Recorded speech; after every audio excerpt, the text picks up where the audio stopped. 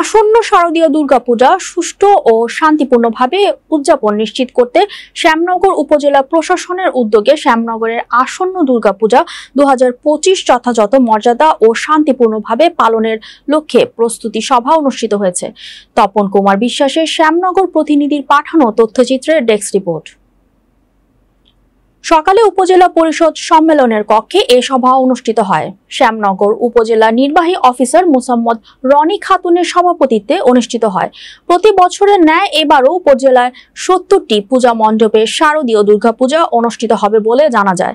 সভায় উপস্থিত ছিলেন শ্যামনগর উপজেলা সহকারী কমিশনার মোহাম্মদ রাশেদ হোসেন, বাংলাদেশ সেনাবাহিনী ক্যাপ্টেন সাদমান সাকিব, শ্যামনগর উপজেলা স্বাস্থ্য কমপ্লেক্সের কর্মকর্তা ডক্টর জিয়াউল রহমান, শ্যামনগর থানার অফিসার ইনচার্জ মোহাম্মদ হুমায়ুন কবির মোল্লা, শ্যামনগর উপজেলার সকল সরকারি দপ্তরের অফিসারগণ।